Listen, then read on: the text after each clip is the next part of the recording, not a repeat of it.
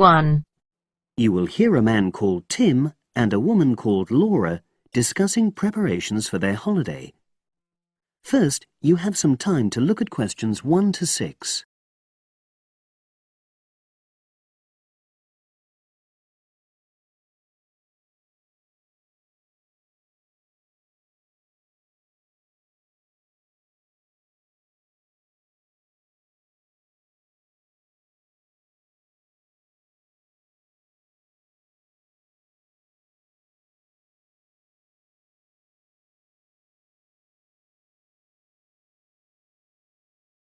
Listen carefully and answer questions 1 to 6. Our plane tickets arrived this morning. It reminded me how much there is to do before we go. Let's write everything down, shall we, so we don't forget anything? Yes. And last time we went away, we almost forgot to collect our currency from the bank. So let's start with that. Good thinking. And wasn't there an appointment you said you'd got to cancel? Yes, the hairdresser. Thanks for reminding me. Can you write that down too? The shop will be closed now, but I'll do it first thing on Monday. OK. Then starting on Tuesday, we've got to take the tablets we got from the pharmacy. We really mustn't forget to do that. We're not protected against malaria till we've been taking them for at least 7 days. No, so that's really important. And what about shopping? There's still a few things we've got to buy the next time we're in town. We need some more sunblock, don't we? We've only got that Factor 10 stuff. It won't be strong enough. I've already bought that. But what we do still need to get is sunglasses. The ones I've got aren't good enough, and I don't think yours are either. OK, I've noted that down. And I think I'm going to get another bag too, just a small one. We always seem to come back with more things than we take. Should we get an extra lock for our suitcase as well, just in case the one we've got breaks? They don't seem to last long. Yes, they are a bit flimsy. OK, right. Oh yes, and we need an adapter for our electrical things, your hairdryer and my shaver. The plugs on them are bound to be the wrong type. We could get one at the airport. They always have them there. Well, I'd rather get it beforehand, so I'm writing it down. And then I think that's it, isn't it? I think so, as far as shopping's concerned. But we also need to order a taxi to take us to the airport. We should do that well in advance. My sister left it too late and she had to take the train with that huge suitcase of hers. I know, she really struggled with it. Before you hear the rest of the conversation, you have some time to look at questions 7 to 10.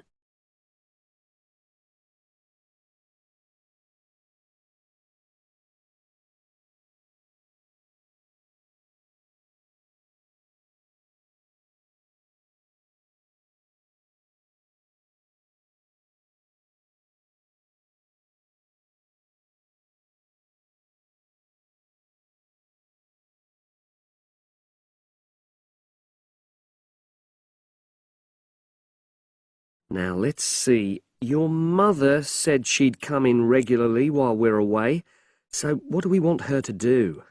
I'll write some instructions and we can give them to her tomorrow. Good idea. Well, the cat's the main thing. OK. Feed the cat. We ought to leave her the vet's details as well, just in case there's a problem. Yes. Have you got them handy? Hang on, I'm just looking. Yes, his name's Colin Jeffrey. Is that spelt with a G? Actually, it's Jeffrey. Quite an unusual spelling, isn't it? And his number? 077 594 128. It's a mobile. OK. And you should write down where it is. It's 4th Street, not sure what number, but it's next to the bus stop, isn't it? That's not a very good landmark, but it's on the other side of the road to the church, so I'll tell her that. Let's hope she won't need a vet anyway. Yes. Right, apart from that, there are the plants to water. Ask her to make sure they don't dry out. Oh, yes, and I've already mentioned the problem with the boiler, and your mum said she'd come round to meet the heating engineer and let him in. Yes, it's a lot for her to do, but we really need to get the problem sorted out.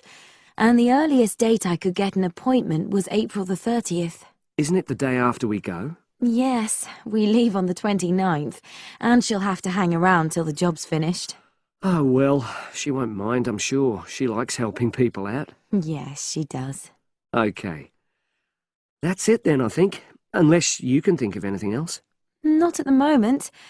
Leave the list there and I'll add to it. That is the end of part 1. You now have half a minute to check your answers.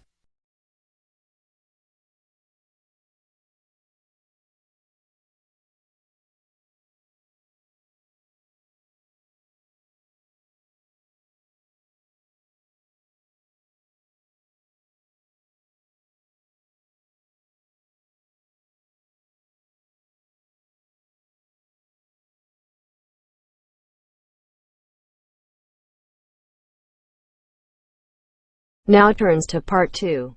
Cut 2. You're going to hear a radio broadcast called Postbag. First, look at questions 11 to 16.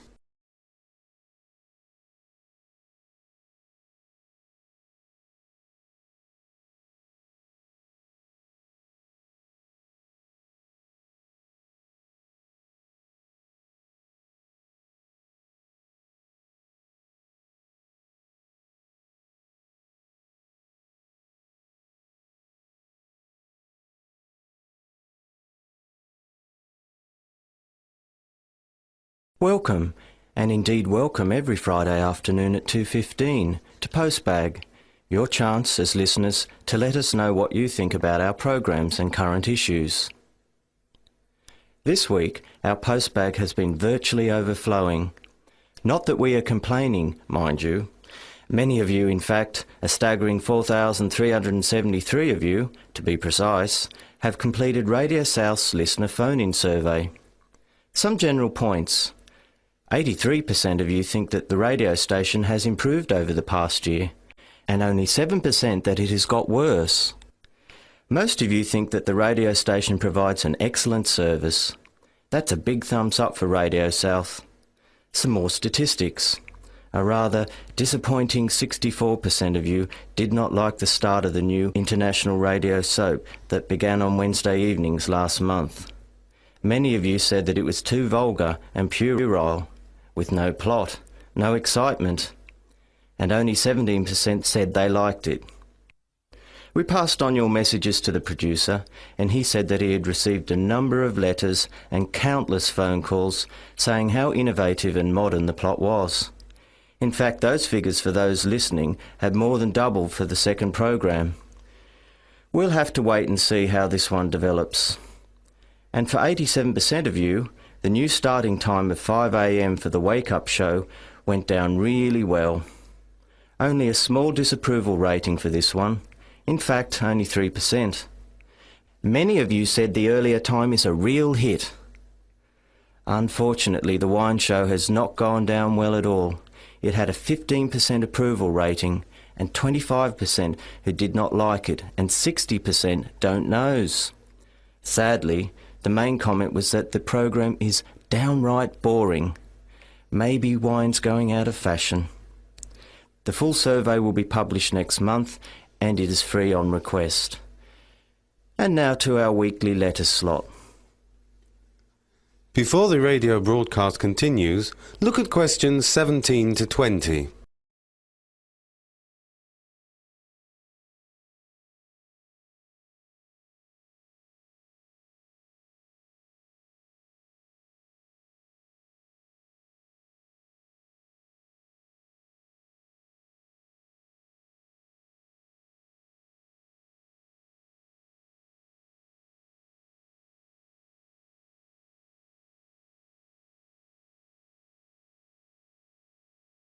For these questions, there are 4 alternatives, A, B, C and D.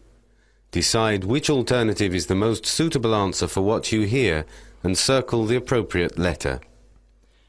Sharon from Tasmania has written in to say that she has tried to get through on the telephone to our new message line to leave a message on the voice box, but she finds it too complicated. She says, and I quote, Every time I press a number after the main menu, the line won't accept my message. It's so frustrating. Maybe your voice box should come with a health warning. Well, I can tell you that you're not the first person to have complained about this. In fact, we had 67 letters this past week alone, and complaints have been going up at the rate of 10% a week recently. And we're now looking into the problem. On a more cheerful note, Mary from Sydney, Australia, wrote in to say how refreshing and cheerful she found our station. She says the music and the morning wake-up show she finds really invigorating. We've had lots of similar letters from all around Southeast Asia saying the same thing. From Terry in Auckland, New Zealand, Yuko in Japan, and Ahmed in Indonesia. Robin in Australia says it's really an excellent new contribution to the radio scene in the area and encourages us to keep going. Thank you, Robin, for your support. Pangaporn from Thailand wants to know if there are any plans to repeat the English language program, English Worldwide, on Sunday mornings at 9 a.m, or whether we are going to expand the program. We've had so many letters over the past week about English Worldwide. It appears to be hugely popular. Since it started 5 weeks ago, the number of people tuning in has grown tenfold. There are no plans at the moment to increase the 2-hour slot on Friday morning, but if numbers keep increasing at the rate they are, we may have to. Many of you have asked when we are becoming a 24-hour service. The answer is as soon as we can. We now broadcast 19 hours a day and hope to be on air 24 hours a day within the next 6 months. And now it's over to Marco, who's going to look at the latest cinema and video releases. That is the end of part 2. You now have half a minute to check your answers.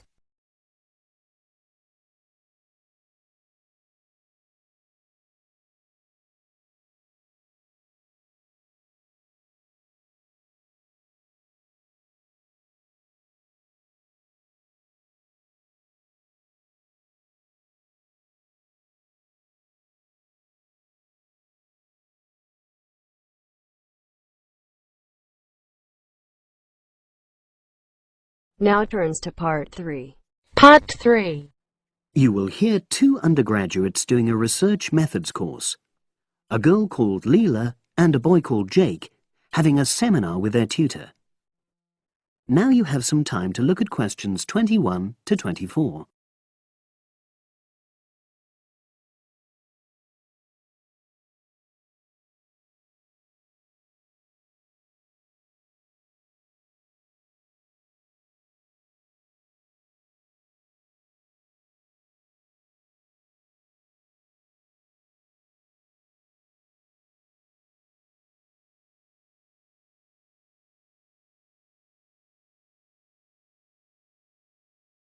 So the task I gave you both was to choose an article about a small-scale research project. Yes. You were then required to try to reproduce the research procedures in your own context, i.e. try it out for yourselves. Yeah, and that's what we've done. Great. So I'd like you to tell me a bit about the article and why you chose it. Well, the article's written by 2 university lecturers who had started using crosswords to help their students revise terminology for exams. And the crosswords were designed and set on computers. And we selected the article because, well, it seemed an accessible topic, even though we weren't familiar with the technique.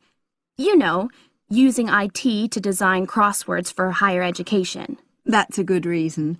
So these lecturers wanted to see how well this innovation was received by their students. Yes. So how did you go about reproducing the research?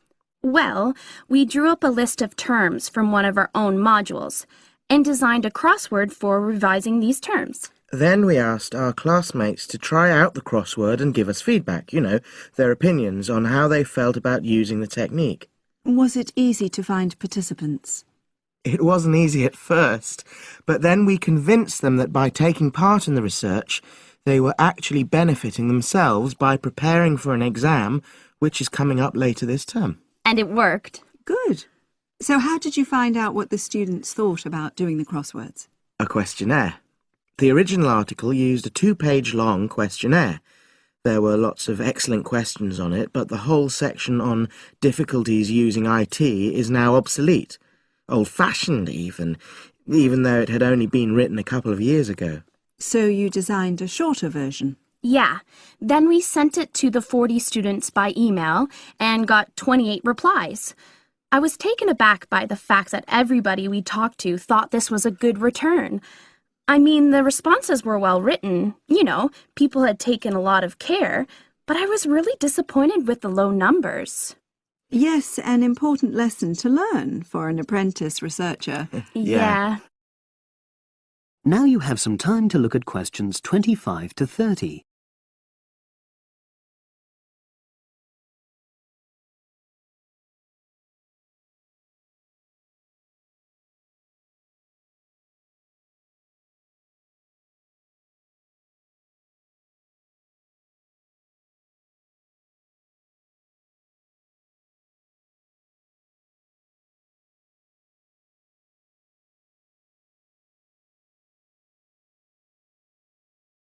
So what results did you get? Well, basically, the responses were extremely positive.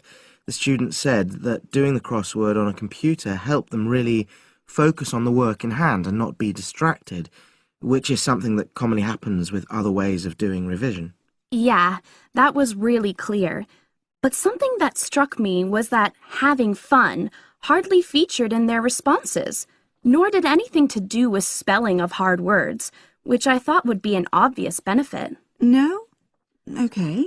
Respondents also said that doing the crossword hadn't really increased their general motivation to study, but that it had highlighted the gaps in their memory so they knew what further work was necessary. Right. So how did your findings tally with those of the original researchers? There were lots of similarities, but... There were probably two main differences. We found that more males than females liked the technique, whereas the original study found the reverse. Also, our respondents said they wouldn't mind doing a crossword as a final official exam, whereas in the original study, students said they would hate doing it even if it meant having a shorter test. But of course, both sets of respondents said they'd be interested in doing more crosswords for informal purposes, revision, and so forth. Right. So let's have a think about the whole project and what you've learned from doing it. Well, it was very time-consuming. Yeah, and I don't think we managed that aspect very well. It could have been worse. I mean, we didn't have a lot of data, so we didn't have to spend ages processing it. And of course, we'd already done a course on numerical data processing, so there wasn't much new there. Yeah, that's true. Anyway, I think we designed our questions well so that they gave us manageable data.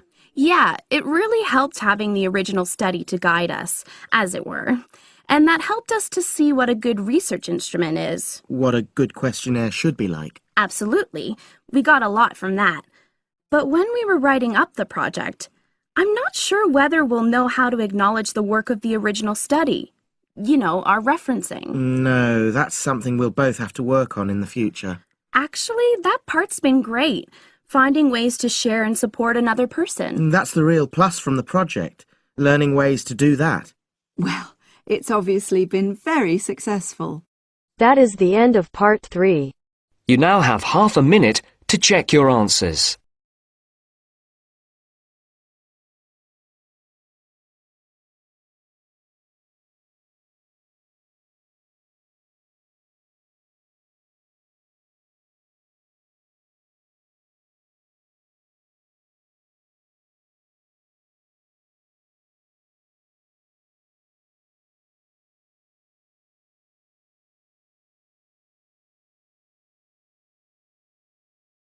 Now turns to part 4.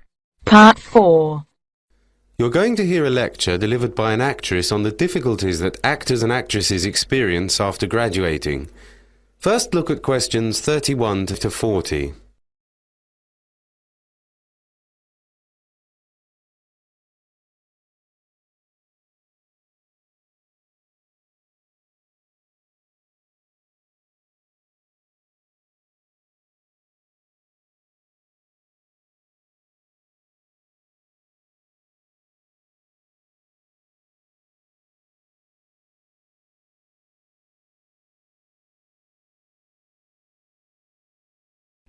Good afternoon to you all again, and thanks for coming for the second lecture in the series Drama After Graduating.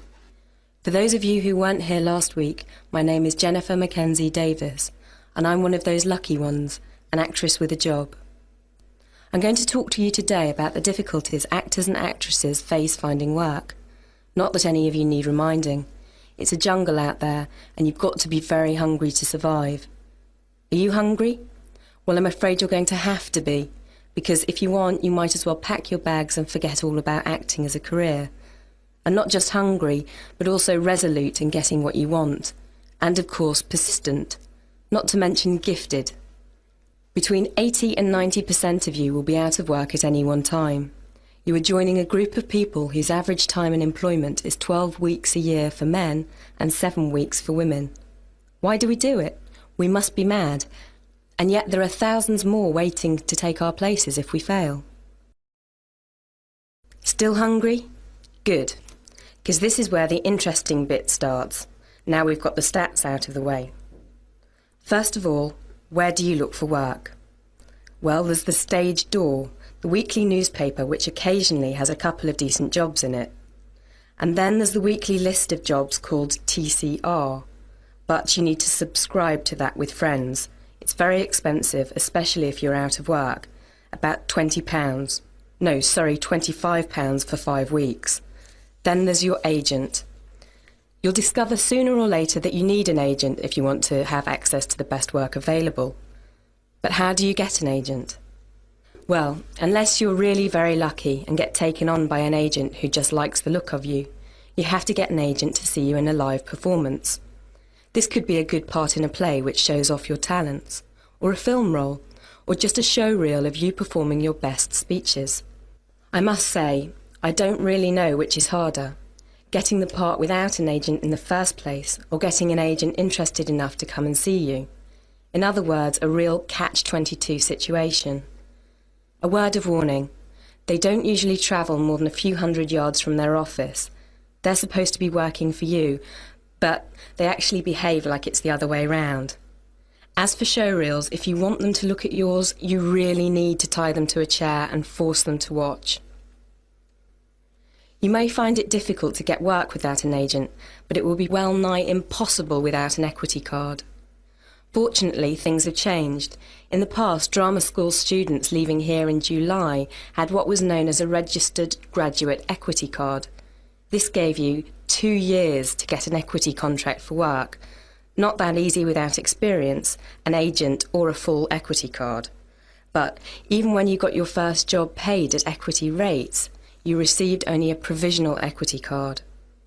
The union was quite strict about membership, but the alternative was much harder and less likely to result in success. This provisional card could become a full one only after 30 weeks of work. Without it, you could forget the West End theatres, top tours and work in television. Now, however, things are a bit easier. After you finish from here, you automatically get your equity card. The downside of this is obviously that there are more people chasing the same number of jobs. But even before you start worrying about equity cards and your agent, you've got to establish yourself with photographs. Eye-catching and professional black and white photos, small postcard size for your publicity and CVs. There will be several sessions devoted to choosing the right photos that will show you off the way you are most likely to be cast. And also what to put in your CV and, more importantly with some of you, what not to include. So you see, it's not an easy road to fame and fortune. This has just been an introduction to the trials and tribulations of actors looking for work.